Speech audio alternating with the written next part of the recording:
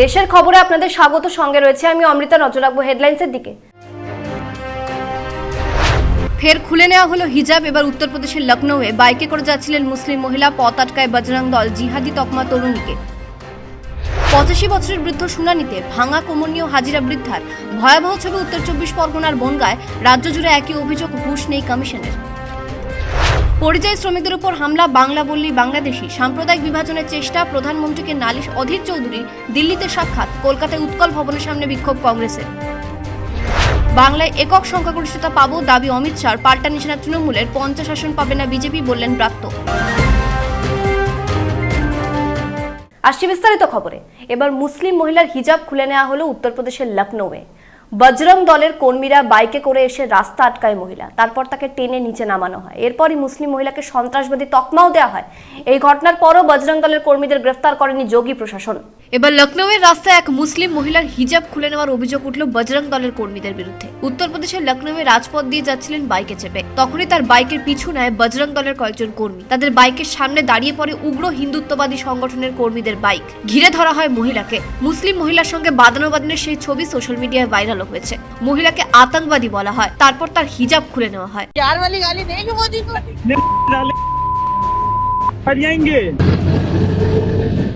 कौन सी गाड़ी थी? उनकी माँ की गाड़ी। हमने गाड़ी नहीं लाई। अभी औकात में ना समझी। तुम भी अपनी औकात में ना भैया। खाली हमने कौन सी गाड़ी? अपनी माँ बहन की गाड़ी की। तुम बताओ। गाड़ी तो दे ही हम तो नहीं थी। मजाक कर रहे थे। हम गाड़ी हम सबसे आतंकवादी हो। हम आतंकवादी हैं? और क्या? भैया हमने कोई गाड़ी ही नहीं दी। हम क्यों गाड़ी देंगे उनको? वो हम ऑटो की जगह पे हम गाड़ी देंगे। যোগী আদিত্যনাথের পুলিশ এখনো পর্যন্ত কোনো ব্যবস্থা নেয়নি এই বজরং দলের কর্মীদের বিরুদ্ধে। উগ্র হিন্দুত্ববাদী সংগঠনের কর্মীরা হুমকি দিয়েছেন মুসলিমরা আর কোনো রেস্টুরেন্টে খেতে যেতে পারবেন না। এ নিয়ে তীব্র উত্তেজনা তৈরি হয় লখনৌয়ের ঠাকুরনগরে। ব্যুরো রিপোর্ট, পূবের কলম ডিজিটাল। শুনানিতে ফের ভয়াবহ ছবি ধরা পড়ল। 85 বছরের বৃদ্ধকে শুনানিতে হাজিরা দিতে হয়েছে। উত্তর 24 পরগনার বনগাঁয় ভাঙা কোমর নিয়ে শুনানিতে হাজিরা দিয়েছেন 70 বছরের বৃদ্ধ। এরপরও হুঁশ ফেরেনি নির্বাচন কমিশনের, অভিযোগ তৃণমূলের। 85 বছর বয়সেও আসতে হচ্ছে শুনানিতে, অথচ এই নির্বাচন কমিশন নির্দেশিকা জারি করে বলেছিল যাদের বয়স 85 বছর তাদের বাড়িতে যাবেন বিএলও। বনগাঁ নিশ্চিন্তপুরের ভোটার আনন্দ মণ্ডল নাতিকে সঙ্গে নিয়ে এসেছেন বিডিও অফিসে। এত সমালোচনা, এত ভোগান্তি হয়রানির পরও হুঁশ ফেরেনি নির্বাচন কমিশনের। ভোটার চলছে কত বয়স আপনার? 82। আপনার তো বাড়ি গিয়ে করার কথা, আপনি এখানে এসেছেন কেন? বলেনি? সেটা আমার কোনো অর্ডার দেয়নি, তাই বলেনি কিছু? না, কিচ্ছু বলেনি। এখানে আসতে তো কষ্ট হয়েছে। কষ্ট তো হবেই। আপনি কত দূর থেকে এসেছেন? আমি 20 কিলোমিটার 20 কিলোমিটার দূর থেকে। কে নিয়ে এসছে সঙ্গে? ছেলে আছে।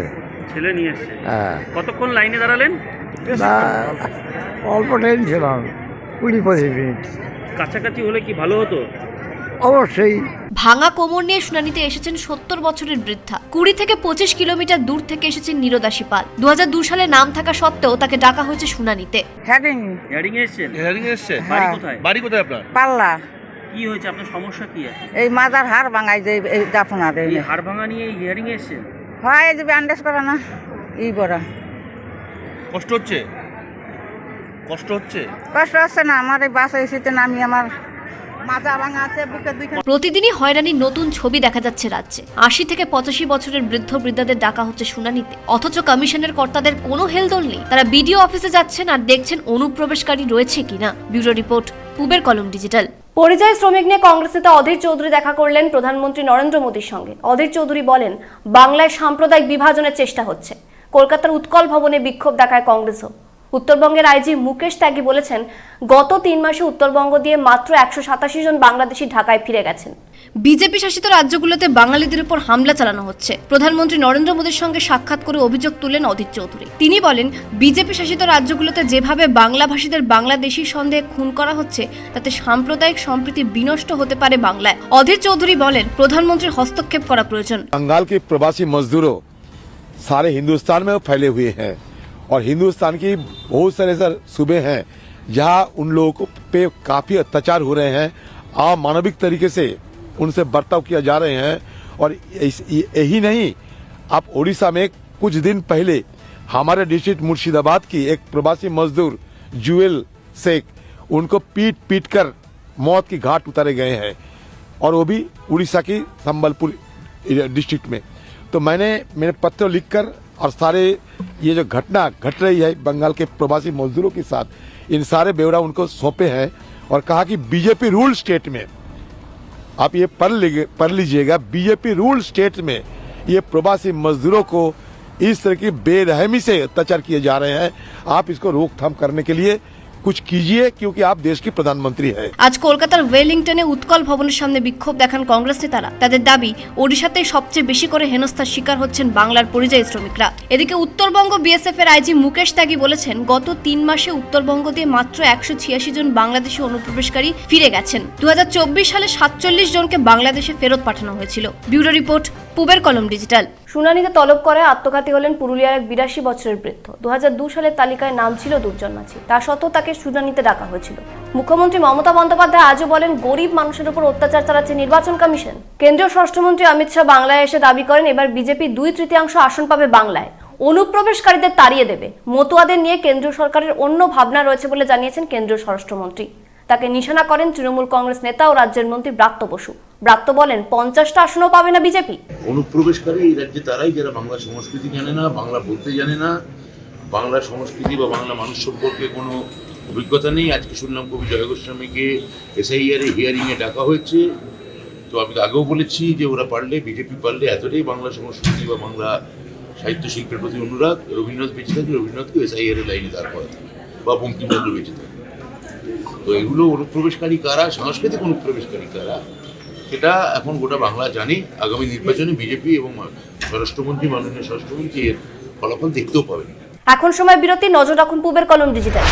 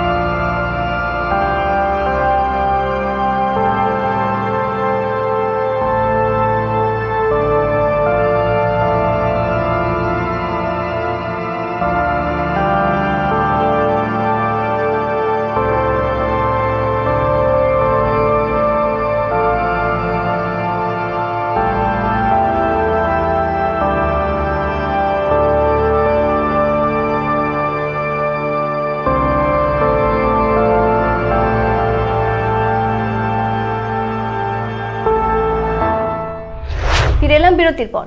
প্রিয়াঙ্কা গান্ধীর ছেলে রায়হান গান্ধী বদ্রা বিয়ে করতে চলেছেন দীর্ঘদিনের বান্ধবীকে। আবিবা বেগ নামের এক তরুণীর সঙ্গে আগামীকাল রাজস্থানে আংটি বদলের অনুষ্ঠান হবে। সম্ভবত জানুয়ারিতেই বিয়ের অনুষ্ঠান হবে দিল্লিতে। দুই পরিবারই সম্মতি জানিয়েছে বিবাহতে। আবিবা বেগের বাবা ইমরান বেগ দিল্লির এক প্রতিষ্ঠিত ব্যবসায়ী। কয়েক মাস আগে রায়হানের বদ্রার নাম বদল করে রায়হান রাজীব গান্ধী রেখেছিলেন প্রিয়াঙ্কা গান্ধী। দেশের খবর এখন এই পর্যন্ত। দেখতে থাকুন পূবের কলম ডিজিটাল। আমাদের চ্যানেল সাবস্ক্রাইব করুন এবং অবশ্যই বেল আইকনটি প্রেস করতে ভুলবেন না।